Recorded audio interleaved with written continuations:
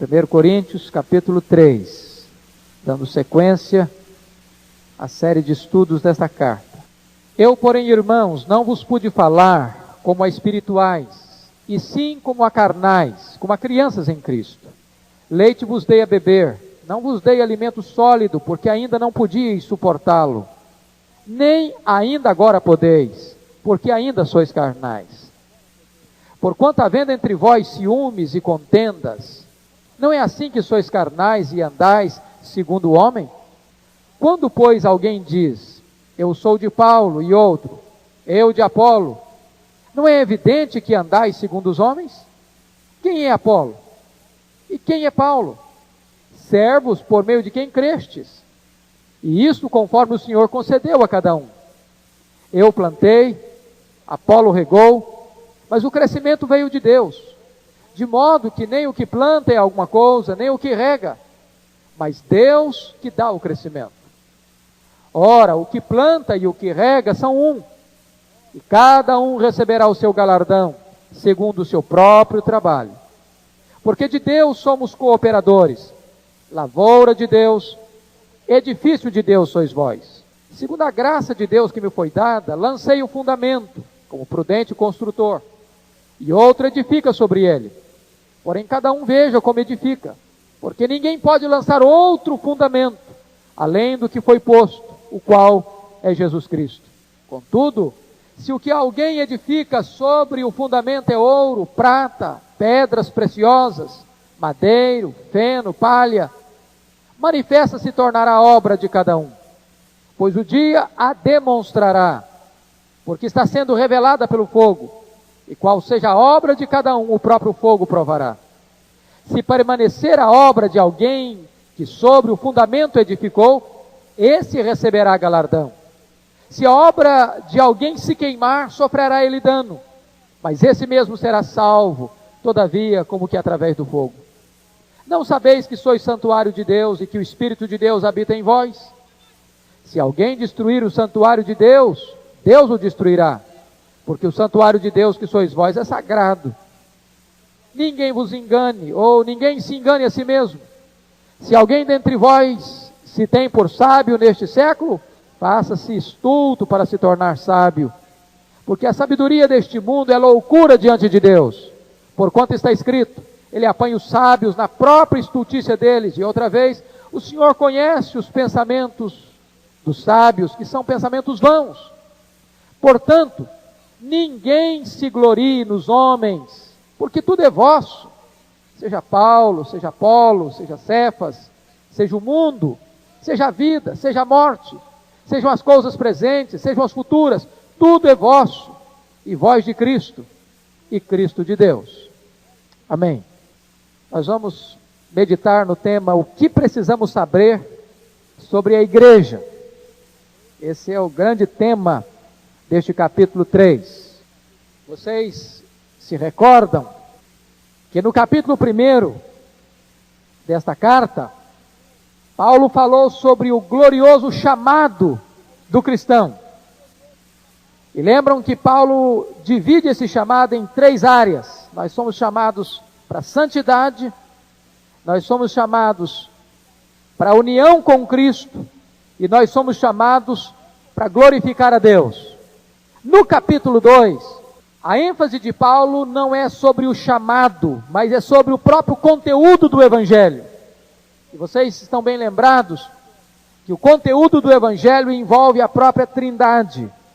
Quando Paulo vai dizer que o Evangelho está centrado na morte de Cristo, o Evangelho faz parte do plano eterno de Deus, e o Evangelho é revelado pelo Espírito Santo através da palavra. Portanto, o Evangelho está ligado à Trindade. A morte do Filho, a eleição do... Vamos colocar numa ordem mais lógica. A eleição do Pai, a morte do Filho e a aplicação do Espírito Santo. Agora no capítulo 3, Paulo vai falar especificamente sobre a igreja. Veja que ele falou sobre a vocação, falou sobre o Evangelho, agora ele vai falar sobre a igreja. E nesse capítulo, Paulo, mais uma vez, vai usar 3 figuras básicas, fundamentais. Em primeiro lugar, Paulo olha para a igreja como uma família, e o alvo da família é a maturidade. Segundo, Paulo olha para a igreja como um campo, e o alvo é a quantidade. Terceiro, Paulo olha para a igreja como um templo, como um santuário, e o alvo é a maturidade. Ou melhor, o alvo é a qualidade. Vamos repetir. Paulo olha para a igreja em 3 perspectivas diferentes, como família, e o alvo da família é a maturidade. Segundo, Paulo olha para a igreja como um campo, como uma lavoura, e o alvo é a quantidade. Terceiro, ele olha para a igreja como um templo, como um santuário, e o alvo é a qualidade. Vamos então entrar no primeiro ponto deste capítulo. A igreja é uma família e o seu alvo é a maturidade. Paulo discute esse assunto nos versos 1 a 4 do texto lido. E esses 4 versículos, meus irmãos, tem sido um dos assuntos mais debatidos, sobretudo no século XX, porque algumas pessoas criaram uma teologia em cima exatamente desses 4 versículos, chamado a teologia do crente carnal. E eu quero, em primeiro lugar, dizer que Paulo não está ensinando nesses versículos a teoria do crente carnal. Como é que é essa teoria? Essa teoria foi popularizada pela Bíblia, ou melhor, por Scofield, e hoje já existe no mercado brasileiro a Bíblia de Scofield, onde muitas pessoas compram e podem comprar, sem nenhum problema, mas precisam estar muito atentos às notas de rodapé. Aliás, pegando uma carona, aproveitando o ensejo, tenhamos muito cuidado para não achar que as notas de rodapé das nossas Bíblias são inspiradas. Inspirado é o texto. As notas de rodapé não são inspiradas. Certo? Isso é muito importante dizer. Então Scofield criou a ideia de que a humanidade é dividida em 3 partes. O homem natural, que nós estudamos quarta-feira passada, que é o homem não convertido, e os crentes, os salvos, são divididos em 2 categorias. O crente espiritual, que é aquele que é dirigido pelo Espírito, e o crente salvo, mas carnal, que é dirigido pela carne. E esta teoria do crente carnal, ela diz mais ou menos o seguinte, que esse crente, embora salvo, quem está no trono da vida dele, não é Jesus, é o eu. Eu não sei quantos já leram algum livro de Bill Bright, e Bill Bright até usa uma ilustraçãozinha, que talvez vocês já viram, de um círculo, e no centro do círculo, que é a sua vida, está uma cadeirinha, onde o eu está no centro, e Jesus está do lado de fora do centro.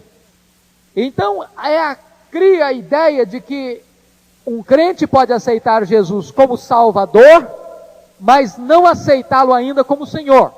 Esse é o crente carnal, ele recebeu Jesus apenas a metade de Jesus, apenas a parte que Jesus que lhe interessa.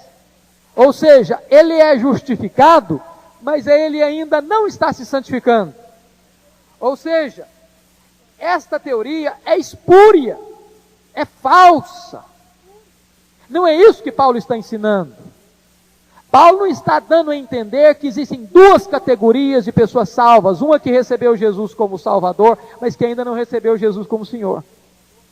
Aliás, quando você vai ver na Bíblia, a palavra Salvador vai aparecer no Novo Testamento 22 vezes, e a palavra Senhor vai aparecer 650 vezes. A grande ênfase de Paulo no Novo Testamento é crer em Jesus como Senhor. Paulo disse para o carcereiro de Filipos, crê no Senhor Jesus. Paulo disse, em teu coração creres, e com a tua boca confessares Jesus como Senhor. Então esta teoria do crente carnal é uma teoria falsa, e que nós não podemos embarcar nessa canoa. Por quê? Porque ela tem um falso ensino sobre arrependimento, que o crente pode ser salvo sem se arrepender. Ela tem um falso ensino sobre a segurança de salvação, porque dá segurança de salvação para uma pessoa que não tem uma vida séria com Deus. E ela tem um ensino inadequado do pecado, e também de Cristo e da sua obra. O que é que Paulo, na verdade, está ensinando, irmãos? Ele está ensinando que um crente pode, num dado momento da sua vida, ter uma atitude carnal, ter um comportamento carnal, ter uma palavra, um gesto, uma atitude que seja influenciado pela carne. Mas longe de Paulo está dizendo que um crente salvo tem uma desculpa, tem a permissão para viver uma vida carnal. Para dizer, não, eu sou crente, mas Jesus não é o Senhor da minha vida ainda. Não, eu sou crente, mas quem manda na minha vida sou eu. Não, eu sou crente, eu sou salvo, mas eu ainda não estou me santificando. Bom, eu sou crente, sou salvo, mas eu não quero me arrepender ainda. Não, Paulo não está ensinando isso em absoluto. Isso é uma heresia. Absolutamente herético esse ensino. Bom, Paulo está dizendo que a imaturidade dos crentes de Corinto era conhecida por dois fatores. O primeiro fator da imaturidade dos coríntios é conhecida pela dieta espiritual. Pela dieta espiritual. Paulo diz, eu estou dando leite para vocês, porque vocês não podem receber ainda alimento sólido. E vamos entender isso, porque tem muita gente que não entende também o que esse texto quer dizer. Há alguns que pensam o seguinte, que a diferença entre leite e carne é que algumas pessoas na igreja podem receber determinado tipo de ensino na igreja, determinadas doutrinas na igreja. Aí, depois de um tempo que ele é maduro na fé, agora sim eu posso dar aquele outro tipo de doutrina para ele. Não é isso que Paulo está dizendo. Paulo está dizendo que algumas pessoas podem receber um tipo de ensino na igreja, e mais tarde, só mais tarde, que eu possa ensinar esta ou aquela outra doutrina para ele. Não é isso que Paulo está dizendo. O que Paulo está falando aqui da diferença entre leite e carne é uma diferença de aprofundamento. Deixa eu dizer isso. Você ensina as mesmas doutrinas para a classe do berçário, do hall de berço, das criancinhas, o mesmo assunto que você ensina num curso de PhD. É a mesma doutrina. Você ensina a criancinha lá no berço sobre a Trindade, sobre a obra da redenção, sobre a salvação, sobre a criação do universo. E estas mesmas doutrinas você ensina em profundidade, de acordo com a capacidade de retenção, de absorção, de maturidade espiritual. É isso que Paulo está dizendo. É isso que Paulo está enfatizando. João Calvino dizia o seguinte, que Cristo é leite para os bebês e carne consistente para os adultos. Você pode ensinar para a criança sobre Jesus de tal maneira que ele entenda quem é Jesus. E você pode ensinar num curso de pós-doutorado sobre Jesus, sobre a mesma verdade. A diferença não é uma verdade e outra verdade. A diferença é de aprofundamento desta mesma verdade. O que estava acontecendo com a igreja de Corinto era o seguinte, é que já havia passado muito tempo e a igreja estava ainda nos rudimentos da fé. Eles não tinham demonstrado ainda nenhuma maturidade de crescimento na palavra. Eles ainda estavam com o mesmo nível da classe infantil, de hall de berço. Eles não haviam aprofundado-se na palavra. E Paulo vai dizer com eles, vocês são crianças, vocês são bebês, vocês não estão crescendo na palavra, amadurecendo na palavra, se aprofundando na palavra. Eu queria que vocês abrissem comigo um texto que explicita e esclarece muito bem o que nós estamos querendo dizer. Abra, por favor, lá em Hebreus. Olha a argumentação da carta aos Hebreus sobre essa questão de passar o tempo e os crentes não crescerem, não amadurecerem, não a se aprofundarem na palavra. Veja capítulo 5 de Hebreus, a partir do verso 11. A esse respeito temos muitas coisas que dizer e difíceis de explicar, porquanto vos tendes tornado tardios em ouvir. Pois com efeito, quando devíeis ser mestres, atendendo ao tempo decorrido, tendes novamente necessidade de alguém que vos ensine de novo quais são os princípios elementares dos oráculos de Deus. Assim, vos tornastes como necessitados de leite, e não de alimento sólido. Ora, todo aquele que se alimenta de leite é inexperiente na palavra da justiça, porque é criança. Mas o alimento sólido é para os adultos, para aqueles que pela prática têm as suas faculdades exercitadas para discernir não somente o bem, como também o mal. Veja você que Paulo está dizendo que esse aprendizado, esse crescimento, não é apenas intelectual, não é apenas teórico. Paulo diz no verso 14, mas o alimento sólido é para os adultos, para aqueles que pela prática, têm as suas faculdades exercitadas. Por que os crentes de Corinto eram bebês? Porque eles ouviam e não botavam em prática. Eles ouviam e não botavam em prática. E Paulo está dizendo, é preciso que alguém chegue e ensine as mesmas coisas sempre para vocês. Porque vocês nunca exercitam o que vocês ouvem. Vocês são crianças. Então esse é o primeiro ponto, que Paulo identifica a infantilidade da igreja. É por causa da dieta que eles ainda usavam. Leite e não carne. Segundo fator que revela a imaturidade da igreja, a imaturidade é conhecida pelos relacionamentos. Então você conhece um crente bebê quando ele está sempre empolgado apenas com os rendimentos, ele não tem fome da palavra. Se você chama esse crente para estudar doutrina, diz, não quero saber do negócio de doutrina não, não quero coisa profunda de jeito nenhum, eu quero ficar sempre no leite, sempre nos rudimentos. Isso é prova de um crente maturo. Segunda prova de um crente maturo é quando ele, em vez de ter um relacionamento de harmonia, de cooperação, de edificar uns aos outros, ele está na igreja e a relação dele não é relação de comunhão, mas de partidarismo, de disputa, de grupo, onde ele cria dentro da igreja facções, divisões, grupos, partidos, e Paulo vai falar sobre isso. Agora eu quero que vocês prestem atenção num detalhe que não dá para pegar na língua portuguesa. Voltando lá para 1 Coríntios, olha aí por favor.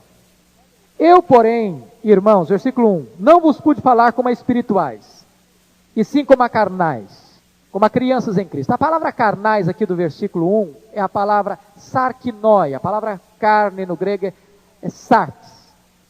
E sempre que vem um sufixo inoi, significa feito de. Como, por exemplo, as tábuas da lei, lá em 2 Coríntios 3,3, foram feitas de pedra. Significa aqui nenhuma censura no versículo 1. Feito de carne significa que eles eram humanos, que eles eram crianças, bebês, por causa da característica deles, do material com que eles foram criados. Todos nós, nesse sentido, somos carnais. Somos feitos de carne.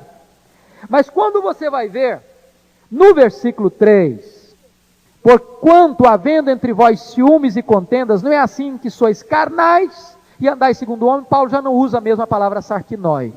Ele usa a palavra sarkikoi. E o sufixo desta última palavra já é diferente. Esse sufixo do ikoi significa segundo, ou caracterizado por. Paulo agora não está dizendo que eles eram crianças, significa que agora eles estão caracterizados pela carne, ou andando de acordo com a vontade da carne, ou fazendo a vontade da carne. E aqui há uma censura. E por que Paulo chama de carnais? Ele explica aí. Porque eles estão criando dentro da igreja partidos. Porque eles estão seguindo a filosofia do mundo, que dizia, eu gosto do filósofo tal, eu gosto do pensador tal, eu advogo a bandeira do expositor tal, e eles importaram esse tipo de pensamento para dentro da igreja, e eles diziam, não, eu sou de Paulo, eu gosto de Paulo, que Paulo foi o fundador dessa igreja, porque Paulo tinha uma teologia mais livre, onde não fica muito escravizado à lei, e outros não, eu sou de Apolo, porque Apolo é um grande orador, porque Apolo veio de Alexandria, onde havia a escola de interpretação alegórica, e eu sou do partido de Apolo. E Paulo diz, vocês são carnais, na medida em que vocês fazem grupos dentro da igreja. Meus irmãos, partido dentro da igreja, Paulo vai dizer que é um sintoma de imaturidade e de carnalidade. Se você olhar hoje, por que as igrejas se dividem? Por que uma pessoa junta um grupinho de dentro da igreja, faz a cabeça desse grupinho e tira esse grupinho de dentro da igreja e forma uma igreja? Isso se chama imaturidade espiritual. Tanto do líder que capitania, quanto dos liderados que deixam de seguir o Senhor da igreja para seguir partidos de homens. Paulo diz que isso é infantilidade, que isso é carnalidade. O que Paulo está combatendo é a ideia de existir dentro da igreja o que ele chama de, o que nós chamaríamos de caudilhos, de gente que se levanta e permite que alguém na igreja o projete, que alguém na igreja o coloque num pedestal, que alguém na igreja siga a sua bandeira. Paulo diz que ele não aceitava isso. Eles estavam fazendo com ele, Paulo. Ele diz, não aceito isso. Isso é carnalidade, isso é infantilidade, diz Paulo.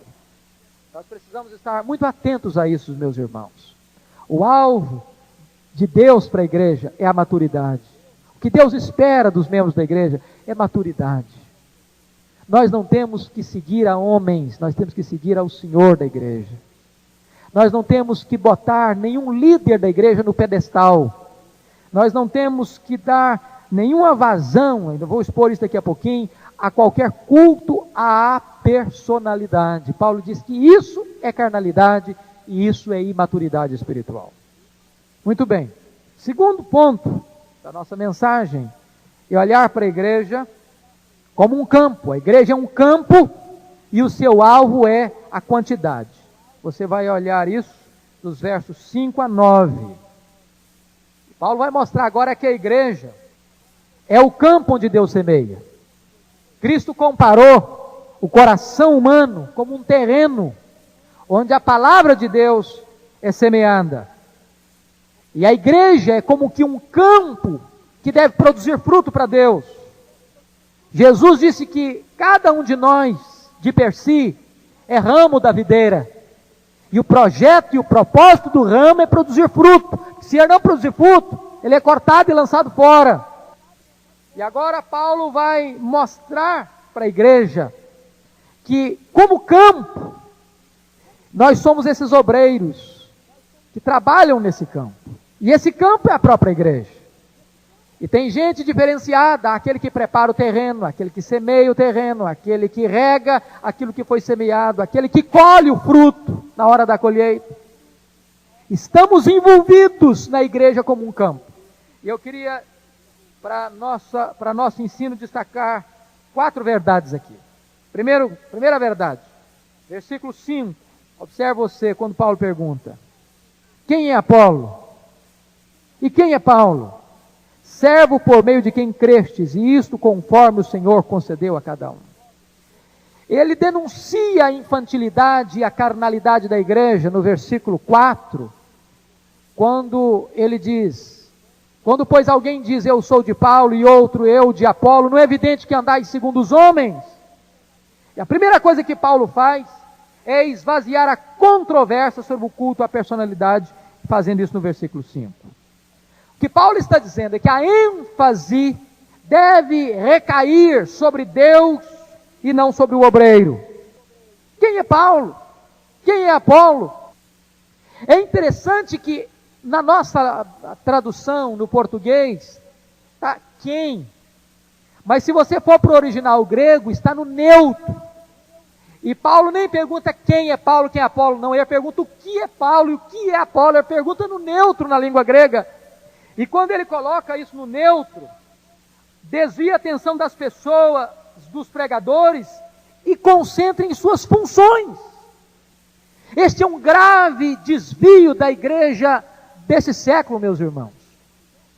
É que hoje as pessoas estão dando muito mais ênfase no mensageiro do que na mensagem.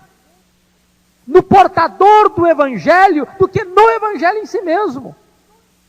E Paulo vai dizer, não pensem que eu sou um caudilho na igreja, não. Não me coloquem num pedestal, não. Quem é Paulo? Ou o que é Paulo? E ele vai dizer, Paulo é apenas um servo. Apolo é apenas um servo. E a palavra servo aqui é a palavra diácono. Aquele que serve. Não é para chamar a atenção sobre o servo. É errado concentrar a atenção no servo. Devemos olhar para o Senhor da seara.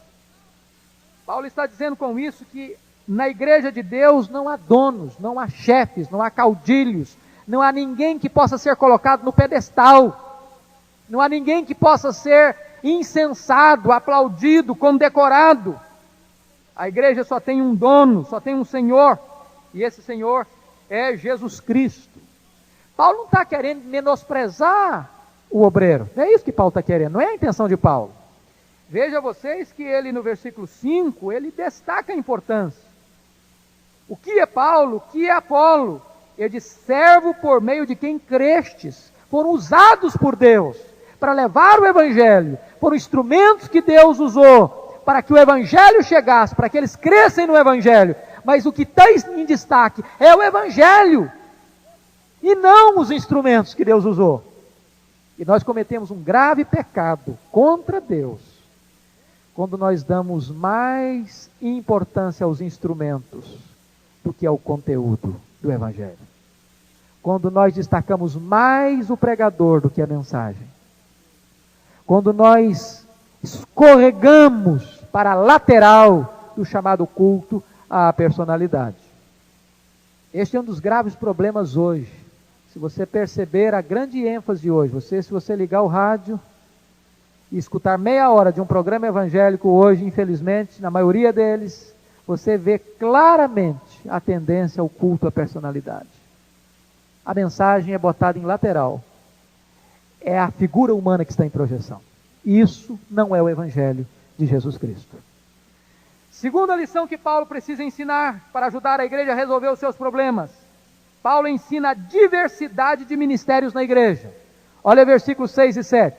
Eu plantei, Apolo regou, mas o crescimento veio de Deus. De modo que nem o que planta é alguma coisa, nem o que rega, mas Deus que dá o crescimento.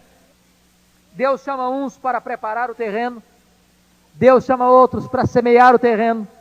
Deus chama outros para regar a planta que foi plantada e semeada. E Deus chama outros para colher.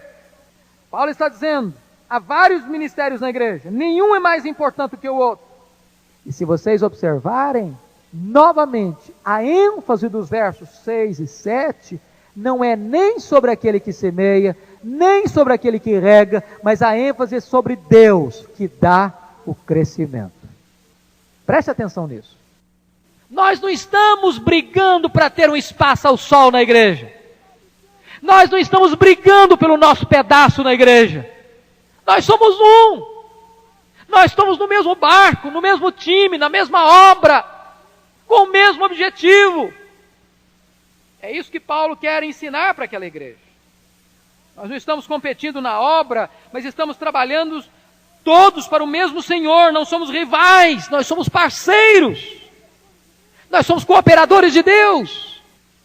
Mas ainda, quarto lugar, Paulo ensina a humildade de espírito. Ou seja, Paulo ensina que não há espaço para vaidades pessoais na igreja. Versículo 8 ainda diz, ora o que planta e o que rega são um, e cada um receberá o seu galardão, segundo o seu próprio trabalho. A grande ênfase de Paulo é sobre Deus e não sobre o homem. Quando a igreja começa a colocar os holofotes em cima do homem, ela está roubando a glória que é de Deus. Isso é muito sério, irmãos. Muito sério, porque aqueles que inadvertidamente ou conscientemente se permitem ser insensatos, colocados num pedestal, para se chegar ao culto à personalidade, estão roubando, estão tirando a glória que só a Deus pertence. Paulo diz que só Deus pode dar duas coisas. Primeiro, Ele diz que só Deus pode dar o crescimento. Veja você os versos 6 e 7 que ele enfatiza isso. Eu plantei, Apolo regou, mas o crescimento veio de Deus. Versículo 7. De modo que nem o que planta é alguma coisa, nem o que rega, mas Deus que dá o crescimento. Crescimento numérico, o homem pode fabricar. Mas crescimento genuíno, verdadeiro, espiritual, só Deus pode produzir. Porque ninguém fabrica conversão. Ninguém sugestiona conversão. Conversão não é um efeito psicológico de massa. Conversão não é produto de alguma coisa trabalhada teatralmente, onde você impõe um efeito emocional, psicológico sobre o auditório e você produz o fenômeno conversão. Conversão é obra soberana, milagrosa do Espírito Santo de Deus. E crescimento espiritual, só Deus pode realizar.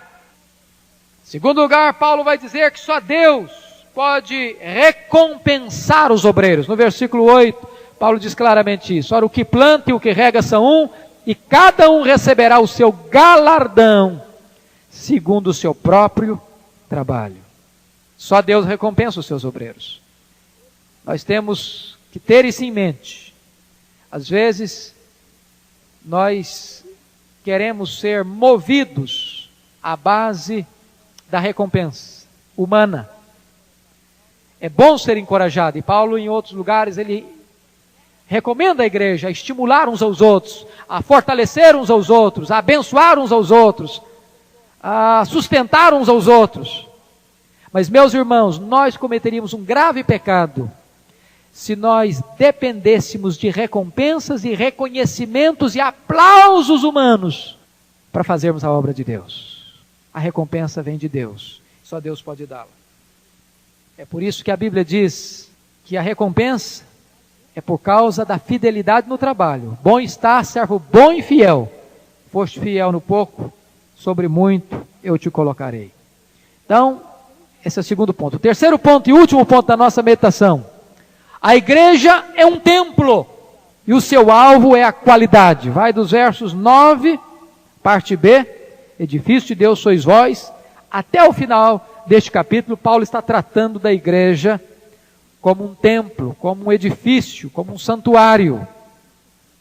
Paulo está discutindo aqui a edificação da igreja local, o templo de Deus. E isso tem sido matéria de muito debate, muita discussão teológica.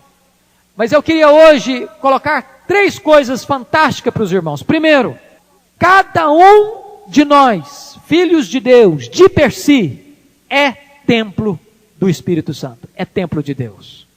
Querem ver isso? Capítulo 6, versos 19 e 20. De 1 Coríntios. Cada um. Acaso não sabeis que o vosso corpo é santuário do Espírito Santo que está em vós?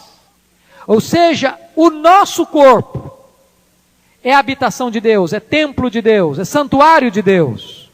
Agora Paulo, no capítulo que estamos lendo, capítulo 3, versículos 16 e 17, ele vai dizer que a igreja local, que a comunidade onde você frequenta, também é a habitação de Deus. Olha aí. Não sabeis que sois santuário de Deus e que o Espírito de Deus habita em vós? Se você notar, todo o contexto ele está falando da igreja local. Se alguém destruir o santuário de Deus, Deus o destruirá, porque o santuário de Deus, que sois vós, é sagrado. Ele está falando da coletividade da igreja local, da assembleia local, da igreja local. Ele está se dirigindo à igreja de Corinto, como comunidade. Mas se você olhar em Efésios capítulo 2, versículos 19 a 22, lá o apóstolo Paulo traz uma ideia diferente. Agora ele está olhando a igreja universal, todos os crentes, em todos os lugares. Esta igreja mística, esta igreja universal, composta de todos os crentes, em todos os lugares, também é a habitação de Deus. Capítulo 2, a partir do verso 19, Paulo diz assim, de Efésios: assim já não sois estrangeiros e peregrinos, mas concidadãos dos santos, e sois da família de Deus, edificados sobre o fundamento dos apóstolos e profetas, sendo ele mesmo Cristo Jesus a pedra angular, no qual todo edifício bem ajustado cresce para santuário dedicado ao Senhor, no qual também vós juntamente estáis sendo edificados para a habitação de Deus no Espírito. Ele está trazendo uma linguagem abrangente, universal, cósmica, para falar que todos nós, como igreja, somos santuários de Deus. Preste atenção que ele está falando agora da igreja como edifício, e ele está pensando em qualidade. E ele vai dizer que todos nós que estamos construindo esta casa de Deus, esse templo de Deus, vamos um dia ser julgados no nosso trabalho. Versículo 13, olha aí, 1 Coríntios 3,13. Ele está falando que vai existir um julgamento para nós. Manifesta se tornará a obra de cada um, pois esse dia aqui é o dia do juízo, o dia da segunda vinda de Cristo, porque está sendo revelado pelo fogo. Se você ler em 2 Tessalonicenses capítulo 1, versículos 6 a 8, a vinda de Jesus vem em manifestação de fogo. E a Bíblia diz que esta maneira de você estar construindo e edificando a igreja, esta obra vai ser julgada. Deus está interessado em que construamos a igreja com qualidade. E é muito importante entender isso, que Deus não está procurando apenas número, Ele não está preocupado apenas com número, Ele não está preocupado apenas numa grande multidão, Ele está preocupado em que a sua igreja seja construída e edificada com qualidade. Nós temos que evitar, irmãos, dois grandes extremos na vida cristã. O primeiro extremo é aquilo que poderíamos chamar de numerolatria. Hoje nós estamos vendo as igrejas querendo mais e mais massas e números, e mais gente, mais gente, mais gente. E é preocupante isso, sabe por quê? Porque a tônica hoje é a seguinte: qual é a personalidade importante aí da sociedade que diz ser cristão para a gente chamar para dar um testemunho? E aí as pessoas são alimentadas por esse tipo de mensagem. Não é nem mensagem, é um testemunho de uma pessoa que nasceu hoje, nem sabe se nasceu mesmo. E chega e diz e fala e acontece, e o efeito passa, temos que chamar outro.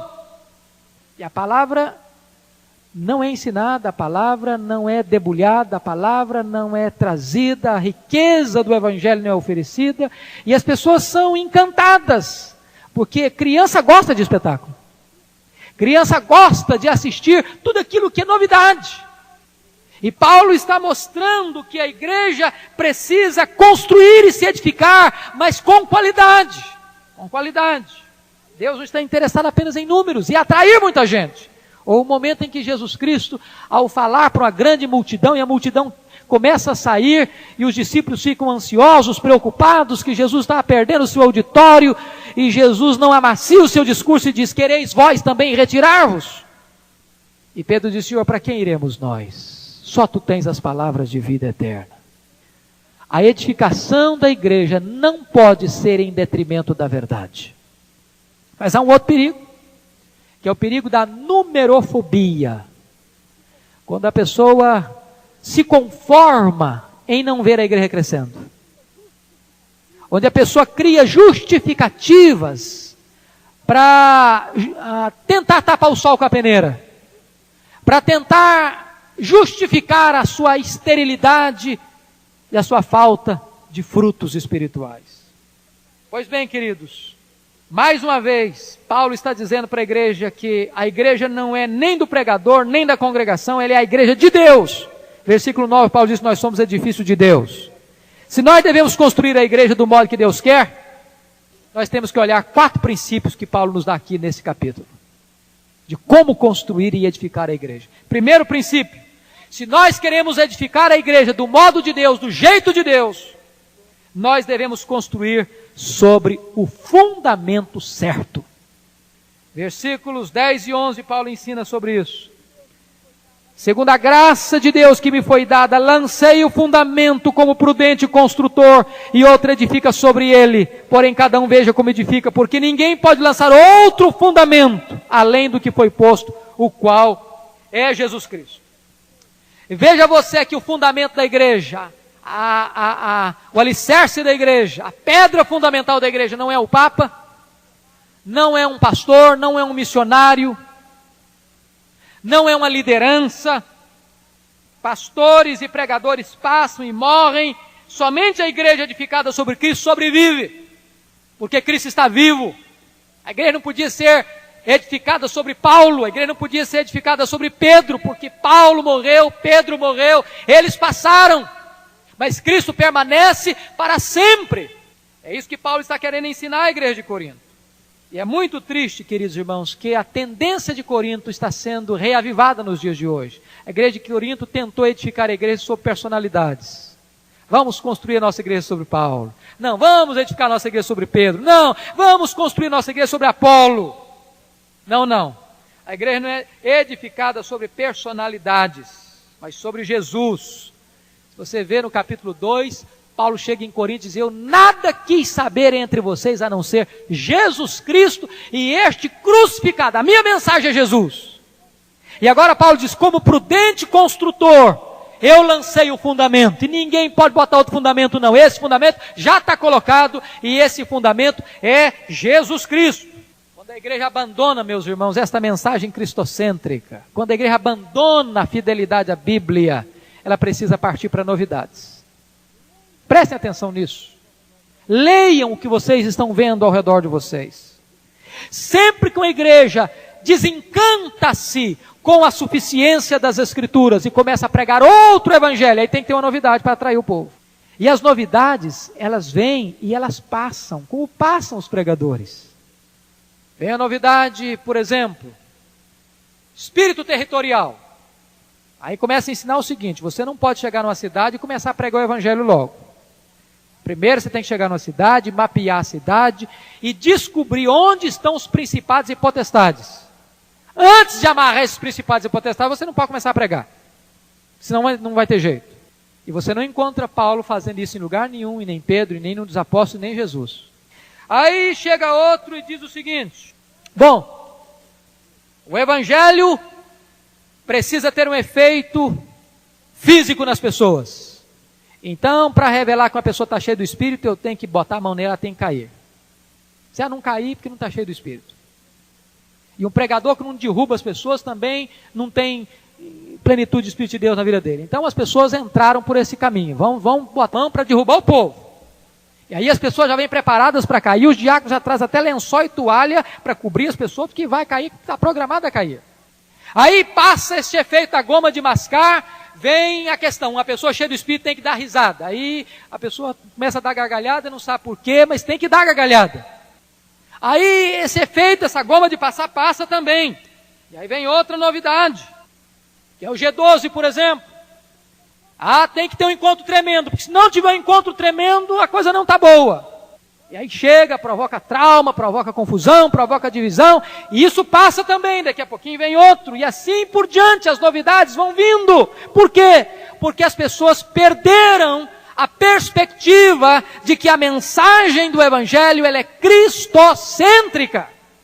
Nós não podemos abandonar a mensagem da cruz, embora esta mensagem seja escândalo para os judeus e loucura para os gregos. Paulo diz: eu não quero saber, eu estou determinado a pregar só Jesus, e o fundamento da igreja é Jesus. Paulo está dizendo que quando o crente deixa de edificar sobre o fundamento, ele então começa a naufragar na vida. Você já pensou você começar a construir uma casa sem lançar o fundamento? Ou se você lançar o fundamento errado, quando vier a tempestade, a casa vai cair. Porque não foi construída sobre o fundamento certo, que é a rocha, que é Jesus. Segundo princípio que Paulo ensina para nós, se nós queremos construir da maneira que Deus quer, nós devemos construir primeiro sobre o fundamento certo. Segundo, nós precisamos construir com o material certo. Com o material certo, versículos 12 a 17. Preste atenção que Paulo usa duas categorias de material: ouro, prata e pedras preciosas. Falam de um material permanente, belo, valoroso e difícil de ser obtido. Depois ele fala sobre 3 tipos de material também: madeira, feno e palha, que é um material temporário, ordinário, feio, barato e fácil de obter. O que representa esses materiais, meus irmãos? Esse material está falando não de pessoas. Esse material está falando de doutrinas, de verdades. De verdades. O que na verdade está acontecendo é o seguinte: muitas pessoas estavam tentando construir a igreja com um evangelho imiscuído e misturado com a filosofia. Um evangelho secularizado, um evangelho centrado no homem, um evangelho misturado com outros ismos. Para Paulo, esse tipo de pregação era madeira, palha e feno. Paulo diz que se vamos edificar a igreja, nós temos que escolher o material. Tem que ser material nobre, tem que ser material duradouro, tem que ser material permanente, tem que ser material que resista ao fogo do julgamento. E aqui, queridos irmãos, é preciso, o obreiro precisa cavar, porque ouro, prata e pedras preciosas você não encontra na superfície, não. É preciso cavar na palavra, é preciso mergulhar na palavra, é preciso se alimentar da palavra, é preciso ir fundo na palavra, porque se o obreiro não cavar, não buscar, ele começa a só dar leite, porque palha e feno e madeira você encontra em qualquer lugar, está na superfície. Essa é a questão que Paulo está mostrando, e você pode saber que Paulo está falando de palavra, porque em toda figura que ele está usando, a palavra está no centro. Por exemplo, a palavra de Deus é alimento para a família, leite e carne. Segundo, a palavra de Deus é semente para o campo. Quando ele trabalhou o segundo ponto, que a igreja é um campo, então a palavra é a semente. Mas agora na terceira lição, que a igreja é templo, a palavra é material. Então você percebe que tanto para edificar a família, quanto para plantar no campo, quanto construir o templo, o material, a obra-prima é o quê? É a palavra. É a palavra de Deus. O ministro da palavra deve cavar fundo na palavra e trazer ao povo as riquezas insondáveis de Cristo, ouro, prata e pedras preciosas, e então edificar o templo de Deus, que é a igreja. Agora veja bem, querido, o que Deus está querendo dizer é o seguinte: eu estou interessado em qualidade na minha igreja. E se você usar material errado, é o que Paulo chega a dizer, é como se fosse destruir o templo. Se você usar o material errado, você vai comprometer o templo, que é a habitação de Deus. Olha que coisa tremenda e séria que Paulo está ensinando para a igreja. Que uma maneira de destruir o templo, a igreja, é ensinar errado. E Paulo procura mostrar aqui para a igreja que nós devemos edificar, construir, queridos, para a eternidade. Que nós, como pastores, presbíteros, diáconos, professores de escola dominical, proclamadores do evangelho, nós não podemos ser remissos, ser lerdos ou sermos preguiçosos no estudar, no investigar, nos aprofundarmos na palavra de Deus, para que nós possamos construir com ouro, com prata e com pedra preciosa. Pregadores e professores preguiçosos vão ver uma grande fumaceira no dia do julgamento. O material que eles usaram para edificar não vai resistir ao fogo, e diz Paulo, eles não vão receber a recompensa. Terceiro e penúltimo lugar, se nós queremos construir do jeito que Deus quer, nós devemos construir de acordo com o plano correto. Versículos 18 e 20. E aqui, meus queridos irmãos, é uma coisa fantástica, que há uma sabedoria do mundo. Paulo está dizendo isso aqui: ninguém se engane a si mesmo. Se alguém dentre vós se tem por sábio nesse século, faça por estudo, para se tornar sábio, porque a sabedoria deste mundo é loucura diante de Deus. Há alguma coisa que no mundo funciona. A sabedoria do mundo funciona para o mundo, mas não funciona para a igreja. Porque a sabedoria de Deus é diferente da sabedoria do mundo. Aquilo que o mundo valoriza, o reino de Deus despreza. Aquilo que o reino de Deus despreza, o mundo valoriza. O reino de Deus está em posição invertida, de ponta cabeça. Bem-aventurado no reino de Deus é o humilde de espírito, não é o arrogante, não é o bravo. Bem-aventurado no reino de Deus é o que chora, não é o que faz os outros chorarem. Bem-aventurado no reino de Deus é o puro de coração, não é o galã conquistador.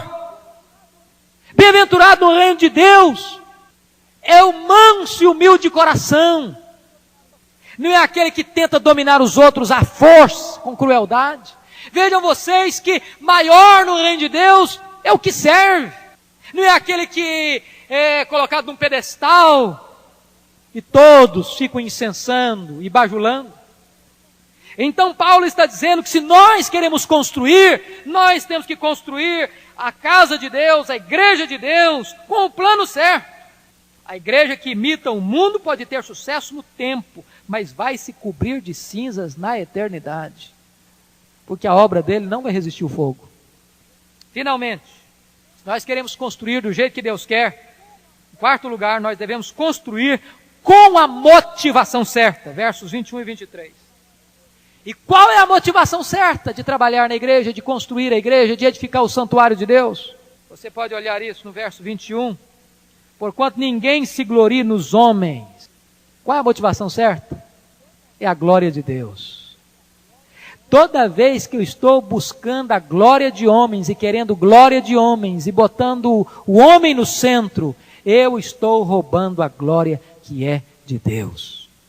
Então a primeira motivação tem que ser a glória de Deus.